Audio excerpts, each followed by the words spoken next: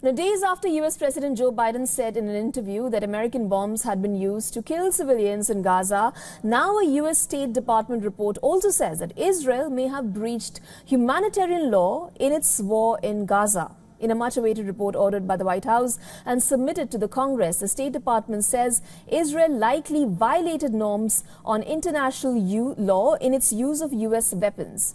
And so, it is reasonable to assess that US defense articles have been used by Israeli security forces since October 7th, in instances inconsistent with the international humanitarian law obligations.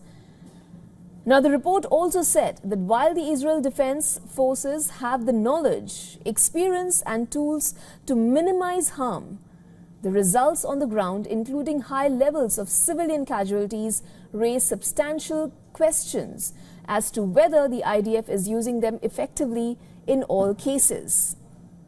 While the US report essentially raises questions on some of the Israeli operations in Gaza, it refrains from stating it definitely that the Israel Defense Forces had breached international law.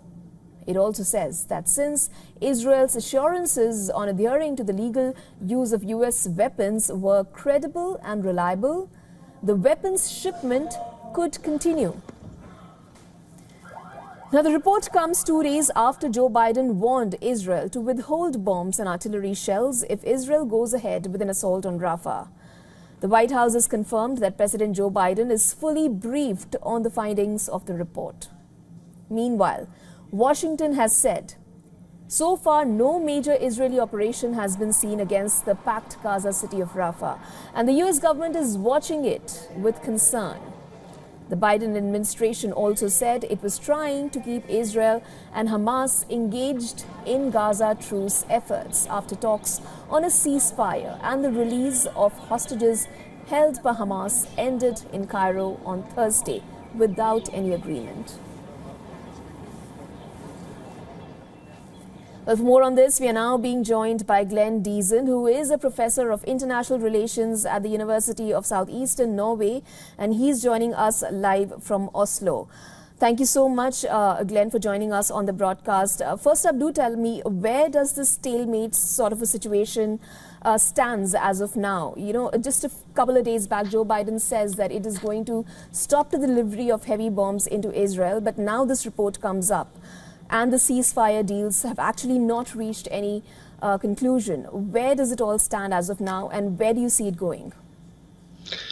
Well, first, it have to be said, this is, I think this is quite significant because this signifies a bit of a split emerging between the United States and Israel. And none of the things Israel can do would be possible without American support, both the military support as well as the political cover.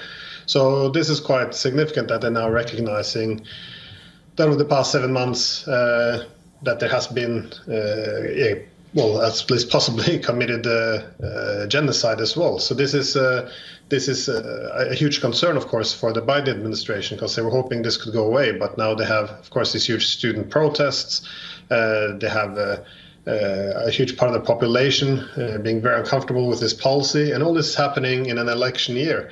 It is also seeing its European allies beginning to be a bit more cautious because, as you mentioned, now that the Israelis are moving into Rafah, this is a huge escalation. This is down south where all the refugees have been fleeing. There's nowhere else to go. So the amount of massacres and the famine which is coming our way, this is effectively what the ICJ, the International Court of Justice, warned about, that all of these actions which could amount to genocide had to be halted. And indeed, the Americans now, as well as many of its allies, could be complicit in genocide as they haven't done anything. And the fact, again, that this is all happening in advance of an election which could sink the Biden presidency, they are feeling pressure to effectively wash their hands of this and distance themselves a bit from the Israelis. Now, to what extent the Americans are able to do this still remains to be seen, given that their support is somewhat unconditional, it would seem, and also this is largely a U.S. Israeli attack on Gaza, given they're supplying all the weapons. But this is the first indication that the Americans are at least starting to try to signal to their population and the rest of the world that they're not necessarily supporting anything that Israel does. Now, while America rebukes Israel, but it hasn't really blocked arms. And as you mentioned, this is the election year for the United States of America. Keeping all of that in view, how much of an impact will the latest report have on actually stopping the arms going into Israel and perhaps going towards a ceasefire deal? Well, that's the real question, because the way I see it, it could be two possible motivations behind this. One would be merely something for the public eye, that is marketing. The United States trying to distance itself, wash its hands of what could now be classified by the ICJ as a genocide. So this could merely be that the US want to have its protests on the record so it can not be held accountable. An alternative is also that the United States is attempting to put more pressure on the Netanyahu government to actually scale back what it's doing. But some have suggested they might as well trying to get the Netanyahu government switched. However, this fails to recognize that Netanyahu government widely supports, while it's not popular, the policies towards Gaza has a very wide support among the Israeli population, so it might not have that great of a significance. So it really remains to be seen what the objective of the United States is in this matter. Glenn, to put very simply, is the international community buying this? Is the international community really buying this stance that the United States has come out and taken?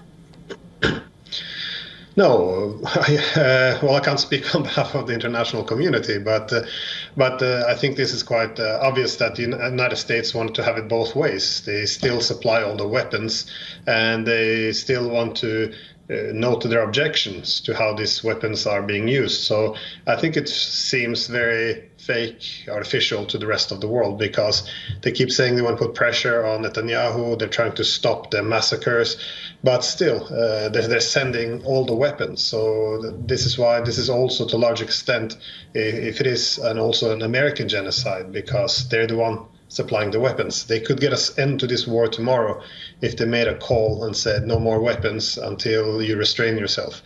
The idea that Israel can be able to dictate to the United States that it should send weapons and the US should have no influence whatsoever over Israel, it doesn't really make much sense. So this whole, I think this logic is contested by more and more people, which is why I think the Americans now feel more pressured to actually criticize human rights violations, to give more credibility to their verbal opposition, even though I think no one really takes it serious that a significant amount of weapon shipments will actually stop being sent. Okay, thank you so much, Glenn Diesen, for joining us on the broadcast. For all the latest news, download the WION app and subscribe to our YouTube channel.